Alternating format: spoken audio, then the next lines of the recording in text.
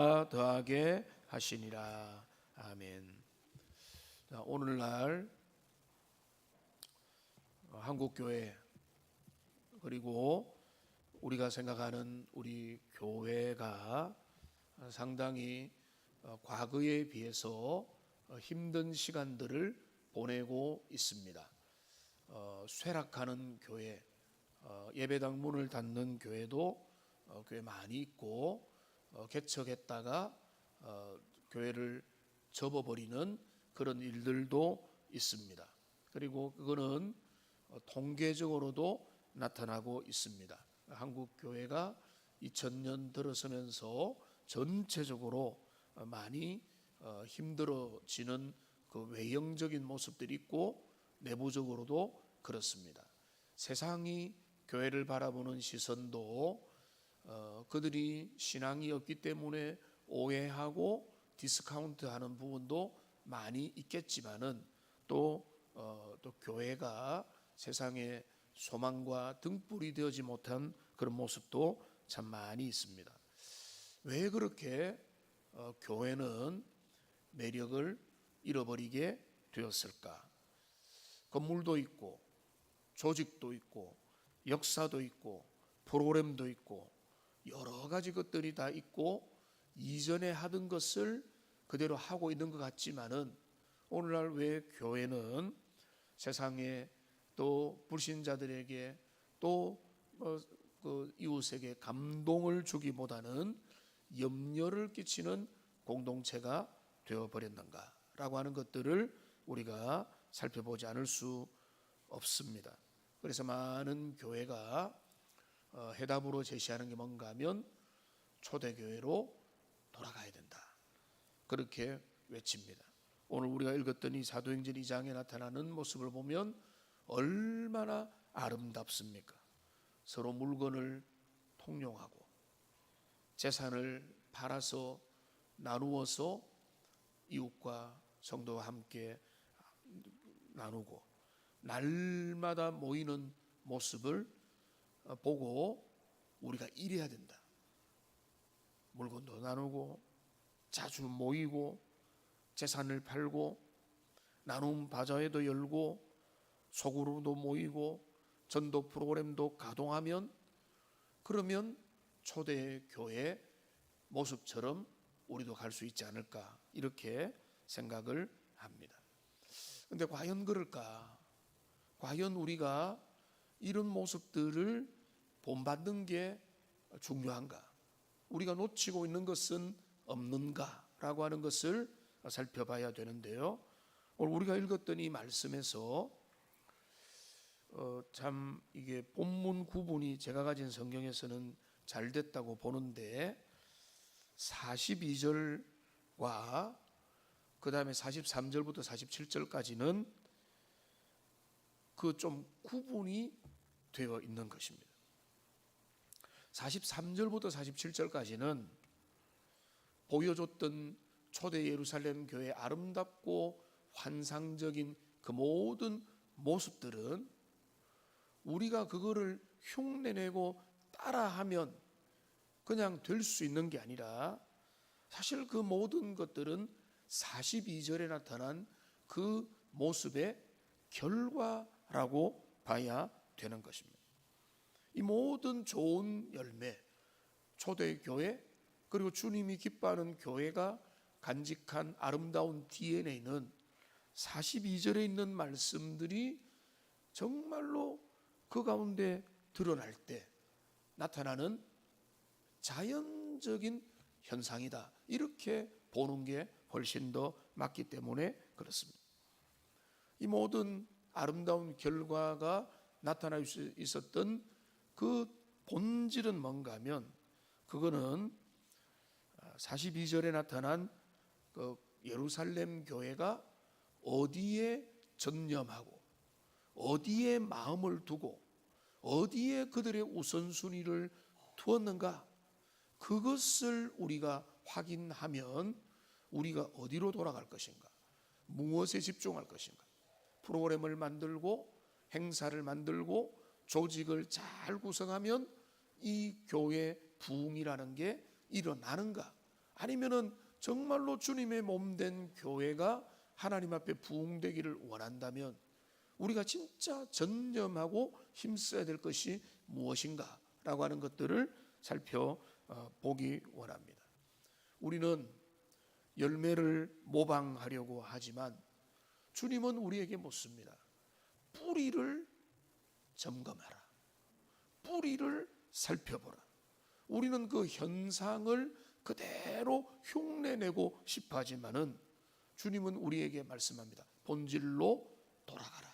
본질로 돌아가자. 이렇게 말씀하십니다. 여러분, 초대교회에 그렇다면 그 본질 DNA는 무엇입니까? 그거는 오늘 42절에 잘 나와 있습니다. 42절 말씀을 우리 같이 한번 읽어보겠습니다. 그들이 사도의 가르침을 받아 서로 교제하고 떡을 떼며 오로지 기도하기를 힘쓰니라. 여러분, 여기 보면 교회되게 만드는 네 가지 핵심 동사가 나오죠. 핵심 기둥이 나오죠. 가르침, 교제와 떡을 떼는 것과 기도라고 하는 여기 교회의 본질을 이루는 네 가지 중요한 내용이 나오는데, 근데 어느 교회든지 네 가지는 다 있습니다.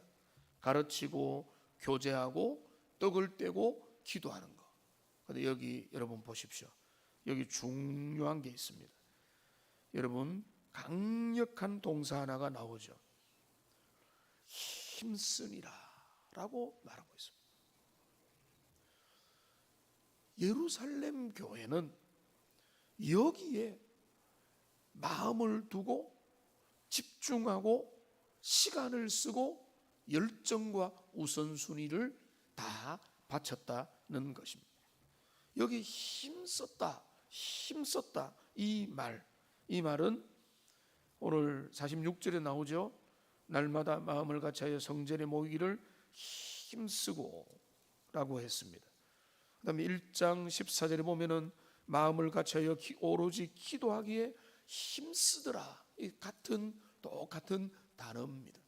그러니까 초대교회는 여기 힘썼는데, 힘을 썼다는 것은 전념했다. 거기에 모든 것을 쏟아 부었다. 거기에 딱 달라붙어 있었다라고 하는 그런 의미입니다. 한 번, 두 번 이벤트로 이래서 결단으로 그걸 한 것이 아니라 지속적이고 반복적으로 여기에 매진하고 여기에 마음을 쏟고 여기에 진심을 담았다는 것입니다. 간단하게 살펴보면 뭡니까? 첫째는 사도의 가르침에 전념했습니다. 사도의 가르침을 받는 일에 그들은 마음을 뒀습니다. 여러분, 교회는 진리의 반석 위에 세워집니다. 진리는 그리스도의 복음입니다.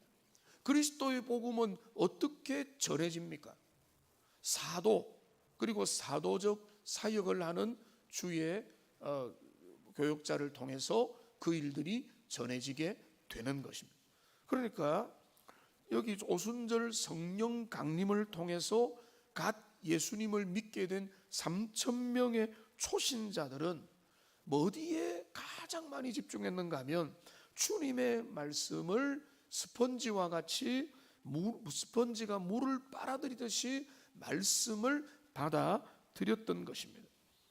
그래서 로이 존스 목사님은 이 본문을 가지고 그분은 유명한 리바이벌이라고 하는 부흥이라고 하는 책을 쓴 분으로 유명한데, 그는 뭐라고 했는가 하면 진정한 부흥은 감정의 폭발이 아니라 부흥의 첫 번째 증거는 교리가 다시 살아나는 거예요. 말씀에 대한 폭발적인 관심, 하나님의 말씀을 배우고 듣고 귀 기울이는 것, 거기에 온 마음을 가고 그 말씀에 그 마음을 쏟는 현상, 그게 일어나는 것, 그게 첫 번째가 되는 것, 이게 바로 아름다운 교회, 주님이 부흥을 주시는 교회의 가장 이상적인 모습이라는 겁니다. 오늘날 설교가 얼마나 많으며 성경 공부의 홍수 속에서 살아가고 있는데, 여러분, 우리가 강단과 또 주님의 말씀을 듣고 귀 기울이고 말씀을 통해서 내 삶을 변화시키는 그런 것들이 우리들 속에서 지속적으로 일어나지 않는다면 우리는 말씀에 전념하는 것이 아닌 것입니다. 그러니까 우리의 본질의 회복의 출발점은 말씀으로, 본질로, 사도의 가르침으로 돌아가는 데 있다는 것입니다. 그러니까 교회의 가장 중요한 기초는 사도의 가르침을 받는 것, 이거부터 출발해야 됩니다. 그 다음에 두 번째, 세 번째를 같이 보면 교제와 떡을 떼는 일에 예루살렘 교회는 전념을 했습니다. 교제하는 일과 떡을 떼는 일에 열심을 내고 그들의 마음을 뒀습니다. 여러분, 여기 교제, 코이노니아라고 하는 것은 우리가 커피 한잔하고 예배 후에 잠시 눈인사하고 같이 생활을 나누는 이 정도가 아니라, 여기 나타난 교제는 참여하고 공유하고 배분하는 이 어마어마한 일들이 일어난 것입니다. 또 떡을 떼는 것은 단순한 성찬 예식이 아니라 초대교회 기록을 보면은요, 성찬은 주로 공동 식사로 자주 연결이 되어서 애찬식이 자주 거행되었습니다. 이 애찬식이 뭔가 하면 각 집에서 가져왔던 것들을 나누어서 먹는 공동 식사의 자리였습니다. 여러분, 오늘날 한국교회, 우리 오늘 현대교회, 한국교회보다는 현대교회는 얼마나 삭막합니까? 저는 우리 동원교회는 그런 정도보다는 훨씬 더 가족적이고 서로를 살피는 일들에 그래도 그나마 열심히다고 봅니다만, 오늘날은 한 교회를 다니면서도 서로의 이름도 모르고 서로의 아픔에도 무관심하고 누가 어떻게 연약하고 힘든데도 전혀 돌아보지도 않는 그런 일들이 일어날 수 있다는 것입니다.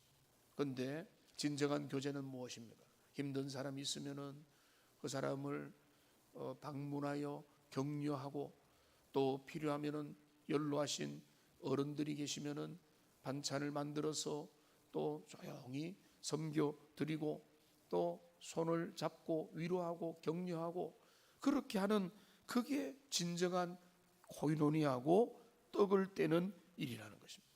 프로그램을 많이 하는, 흉내를 내는 것이 아니라 한 가족됨을, 우리가 서로 가족임을 공동체 안에서 부지런히 실천하는 것, 거기에 예루살렘 교회는 열심을 내었다는 것입니다.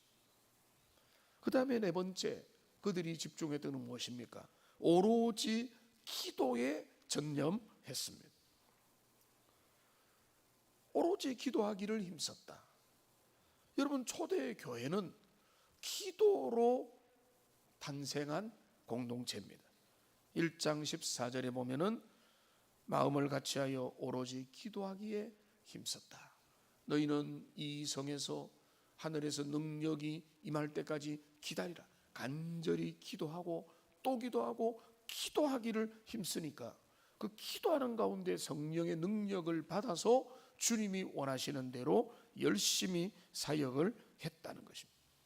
그러니까 여러분, 여기 보십시오. 여기 나타난 이 네 가지, 이 가장 중요한 사도의 가르침을 받는 일, 서로 교제를 나누고 성찬과 애찬의 떡을 떼며 오로지 기도하기에 힘을 쓴 것, 이게 예루살렘 교회의 본질이 되었던 것입니다.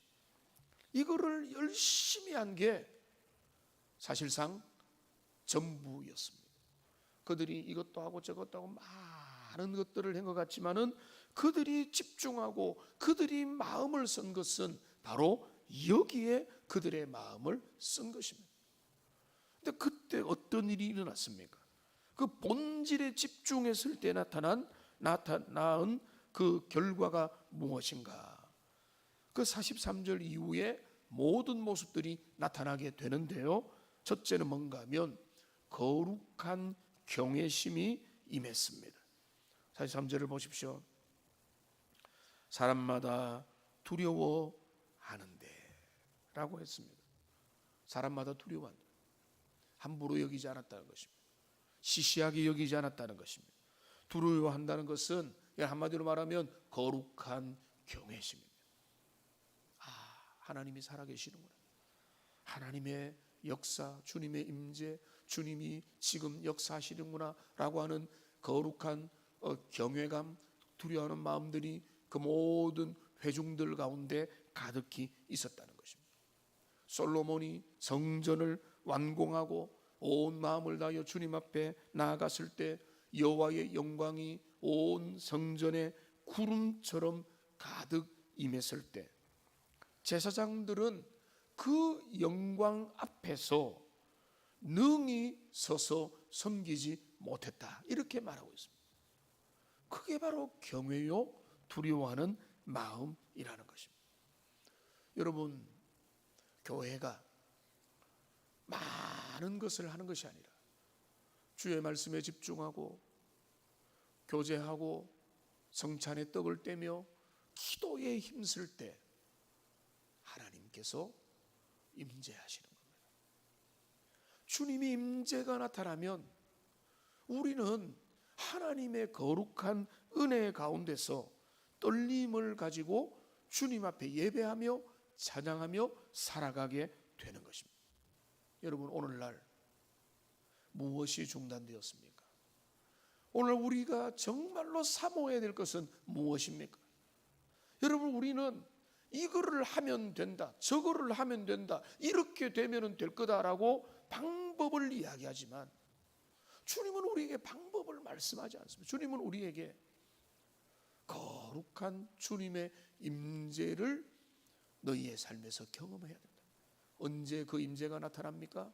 우리 주님 앞에 전념할 때, 올바른 일에 집중할 때, 거룩한 본질에 우리의 마음을 둘 때 주님은 그때 성령의 은혜로 교회 가운데 임재하여 당신의 영광을 나타내는 것입니다. 거룩한 경외가, 주님의 임재하심이 예루살렘 교회에 나타났습니다. 그리고 또 어떤 게 있습니까?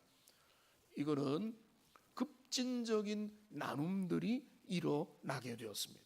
44절 보십시오. 믿는 사람들이 다 함께 있어 모든 물건을 서로 통용했다고 했습니다. 45절은 한 걸음 더 나가서 재산을 팔았습니다. 소유를 팔아서 각 사람의 필요를 따라 나누어 줬습니다. 여러분, 이거는요, 우리가 볼 때는 아주 급진적이고 아주 역동적입니다. 42절의 고이노니아가 삶으로 터져나온 모습이라, 내 것이 우리 것이 되는 것을 경험했고 서로의 필요에 아주 민감하게 살피는, 내 것이 따로 없는 그런 상태까지 나아가게 된 것입니다. 여러분, 이것은 사유재산을 폐지하고 하는 공산주의를 말하는 것이 전혀 아닌 것입니다. 이 본문 앞뒤로 보면은 사유재산은 여전히 유지되었지만은 성령이 주시는 자발적인 은혜로 말미암아 터져나온 그 어떤 사랑의 표현, 나눔의 표현, 주님이 주시는 은혜를 마음껏 나누고자 하는 강력한 그 성령의 교제하시는 은혜가 그 가운데 나타나게 되니까 유무상통의 은혜가 주어지게 된 것입니다. 오늘날 우리가 재산을 팔아서 교회를 돌봅시다 라고 하는 캠페인을 벌이면 어떻게 되겠습니까? 분위기 안 좋아질 거겠죠. 그런데 캠페인을 통해서 이 일들이 일어난 게 아니라는 것입니다.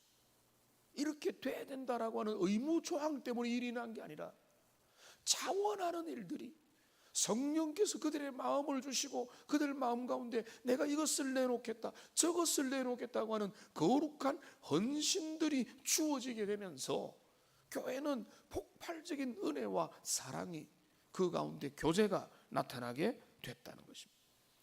그런데 이 일이 누구를 통해서 나타납니까? 42절에 이 일을 실천하는 사람, 사도의 가르침을 통해서 복음의 본질을 깨닫고 그 복음의 은혜 가운데서 내가 얼마나 은혜 받은 사람인지, 주님이 주시는 은혜가 얼마나 큰지, 하늘의 신령한 복을 받은 자가 된 사람이 그 은혜에 압도가 되어서 땅에 있는 것들을 주님 앞에 드리고, 그리하여 그 모든 것들을 통해서 진정한 은혜와 나눔과 사랑을 실천하는 그런 일들이 나타나게 된 것입니다. 또 어떤 일들이 일어났습니까? 46절 앞에 보니까 날마다 마음을 같이하여 성전에 모이기를 힘쓰고 집에서 떡을 뗐다. 마음을 같이하여 모이는 일에 교회는 힘쓰게 되었다는 것입니다. 한 마음으로 만장일치로 같이 주님 앞에 모였다는 것입니다.